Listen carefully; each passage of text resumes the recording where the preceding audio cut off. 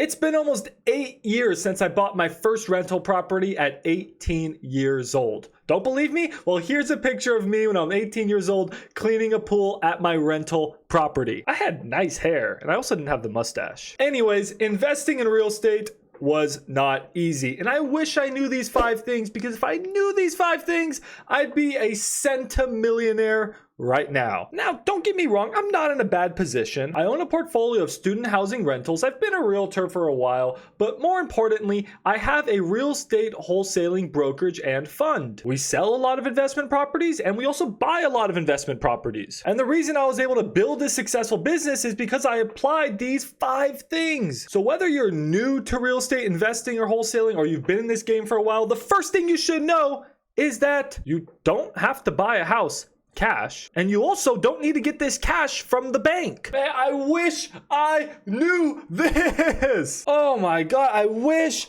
I knew that. When I was 18, I didn't have hundreds of thousands of dollars in cash lying in my piggy bank, in my bank account, to go buy a house. So where was I supposed to get that cash? Well, the bank. That's all I knew at the time, right? So I had to go apply for a mortgage. But you think a bank wants to lend an 18-year-old frat kid with long hair $300,000? Hell no! They want credentials, they want credit, and they want a big cash down payment. The 3 worst C's in the world: credentials, cash, credit. Cancer's pretty bad too. But anyways, these are awful. I wish I knew the best C in the world: creative. If I knew that you could just take over other people's mortgages and not have to get your own by doing subject to, or going to a seller and creating your own mortgage with that seller called seller financing, if I knew how to do that, oh my God, I would be owning hundreds and hundreds of homes today, maybe thousands. I didn't know at the time. I thought you had to buy a house cash, whether that's your cash you just find lying in the street one day. I don't know, it could happen. Or you get a loan, you get cash from the bank. I thought you had to buy a house cash. I had no idea you could use creative finance to buy homes and not need to have money, not need to have good credit, and not need to have any credentials. You could be 18 broke and never have had a credit card and still buy a house. If you want to learn more about creative finance, subject to, seller finance, and all these different strategies, make sure to subscribe to this channel. Hit the subscribe button. But also, my other problem, actually, let me show you what my other problem was. My other problem was this. All I knew at the time was Zillow or Redfin or Realtor.com or any of these online websites. I only knew on-market real estate. I thought all real estate deals came from on-market, came from the market. I had no idea there was such a thing called off-market real estate. I didn't know. I didn't know. So all day long when I was 17 years old in my freshman year dorm room, I would just scroll on Zillow around my neighborhood and be like, oh, this house looks cheap. Let's go look at this one. This house looks cheap. Let's go look at this one. This was me just scrolling. I did this all day long. Now, don't get me wrong. You can find good deals on market. You absolutely can. My company, we're currently buying multiple homes on market every single week, and we are negotiating hard. So also know you can negotiate. That's a little bonus tip. We're negotiating 10, 20, 30, even 40% below list price. Now, these are ugly fixer-upper homes, but yes, you can find good deals on market. Just make sure to negotiate. But the thing is, sometimes when you want to buy in a specific area, there just may not be enough homes listed. Like, my issue was that I didn't buy enough real estate because 1, I couldn't get enough money from the banks. I couldn't qualify enough.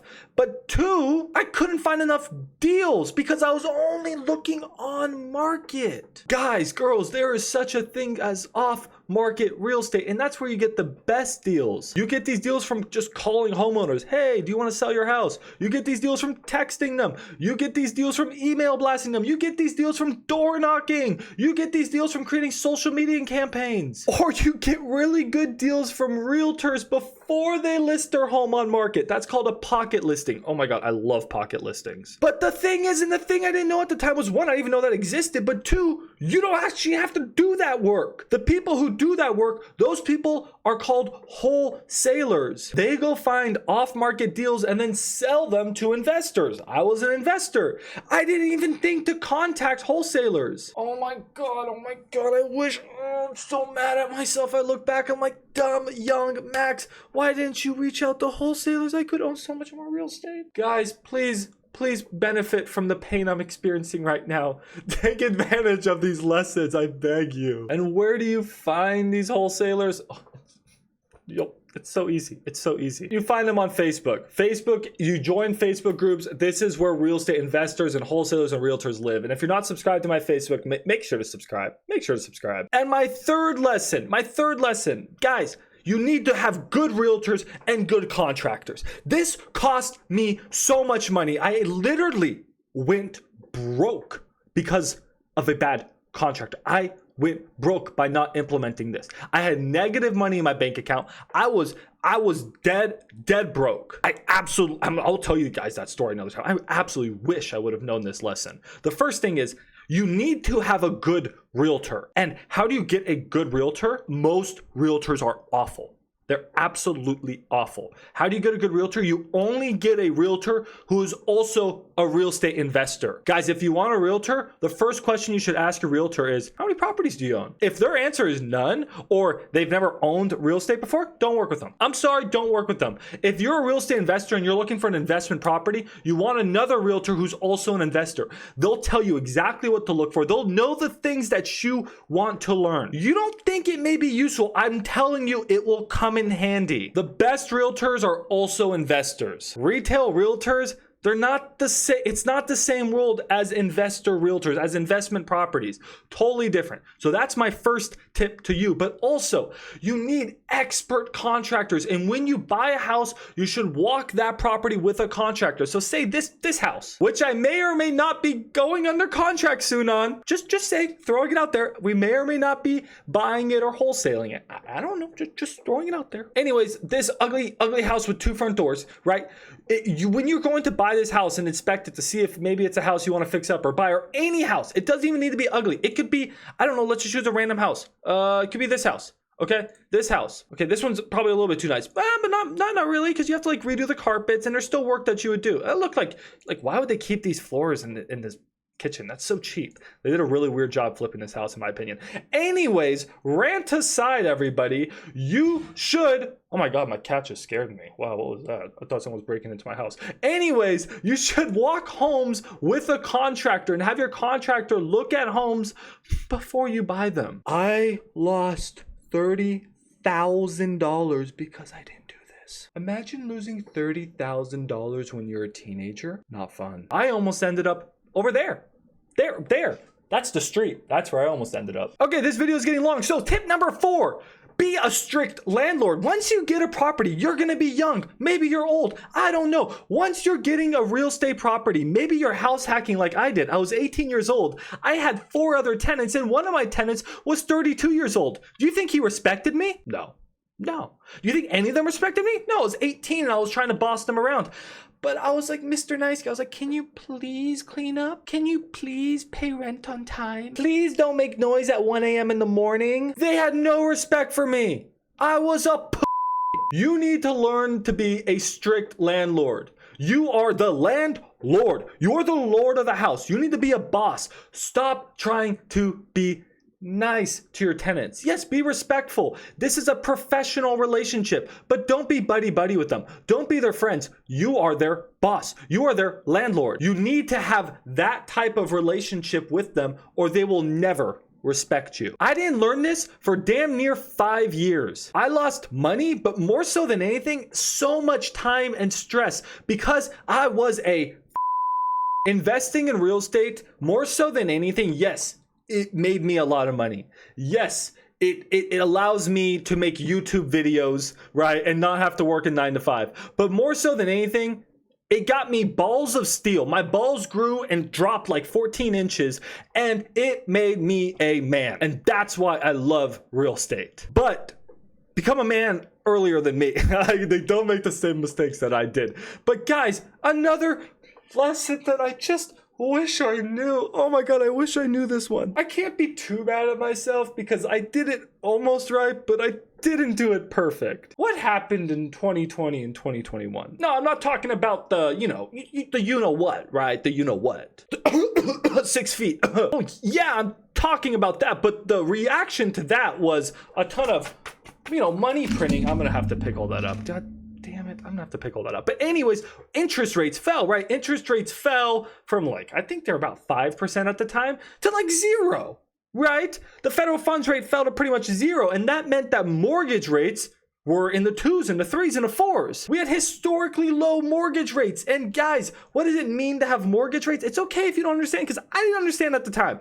I didn't understand any of this when I was 18. I lucked into real estate. I got so lucky. But when you're buying a house, and let's say you're not buying it creatively because you don't understand subject to and seller finance, you haven't watched my videos, subscribe to my YouTube channel, join my free Discord link down below where I teach you everything you need to know about real estate investing and wholesaling. Let's say you didn't invest creatively and you didn't have a lot of cash. So you decided to get a loan from the bank. But the bank is like, hey, numbnuts, you know, interest rates are high right now and we're going to charge you 8% interest. That's a lot of interest. What that means is if you're buying like a $100,000 home, after 30 years, you're probably paying $300,000 for that house. You're paying like $200,000 in interest. A lot. Actually, you know what? Let's run the exact numbers because I don't like making stuff up. $100,000 home for 30 years at, I don't know, 8% interest is calculate $733 a month for 30 years. Okay, so $264,000. You pay $164,000 in interest. But at 3% interest, you are only paying $151,000 for that house.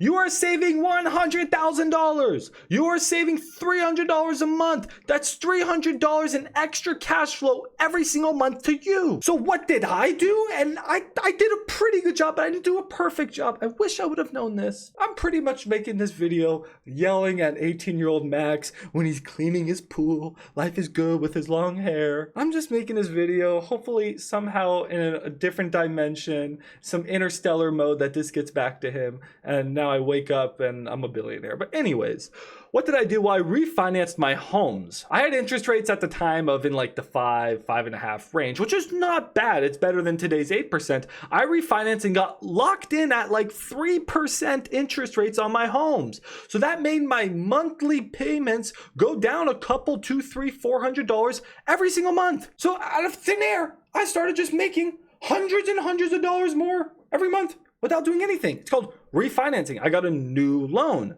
You pay the bank a little bit of money and you get a new loan. It's like a hack. It's a hack. It's awesome. It's like an infinite money glitch. But there was another thing I could have done. Instead of just refinancing my homes and getting my old mortgage into a lower rate mortgage, I could have gotten my old mortgage into a lower rate mortgage that was a bigger mortgage. That's called a cash out refi. And I could have pulled out the equity that I've accumulated in my home in the form of cash to me. Let's say that I bought a $300,000 house at 5% interest, and a few years later, my house is worth $400,000 and interest rates have fallen to 3%. Well, I've accumulated $100,000 in equity. That's your money. It's just sitting in your home. It's paper money and you don't actually have it in your bank account or have it in cash. So how do you get that money? Well, you have to sell your house or you do a cash out. You pull that cash out in the form of a refinance. So when I refinanced my loans from 5 to 3%, I should have also done a cash out refi. I should have stripped out the equity. Yes, there's risk to that. That makes it so that I have more debt. Right now, I have a ton of equity sitting in my homes, and some people like that. Some old boomers, they like to have equity in their homes. I have my house paid off and look how rich I am. Yeah, that's cool, bro, but I'd rather have that cash right here. And guess what I do with that cash? I go buy more real estate. I go buy more stonks. Go long Tesla. Buy the Dogecoin. Okay, maybe don't do that. I'm not a financial advisor, but I wouldn't do that. But you see the point. That's another thing I wish I would have done. I want to create as much good debt as possible when I'm young. As much as possible. Because I want to invest that good debt and make more good debt and make more good debt. Guys, I wish I would have known these 5 things. These 5 lessons cost me tens of millions, potentially hundreds of millions. So many millions, and I just really want you guys to be able to learn from my mistakes. If you've appreciated this video, if you like this new direction I'm taking with this channel, talking more about my story, real estate investing, please subscribe and share this video with somebody else. I appreciate y'all so much. I'm on the path to 2,000 subscribers, and I cannot do it without you. I love y'all so much. Thank you, and I'll see you in the next video. Bye.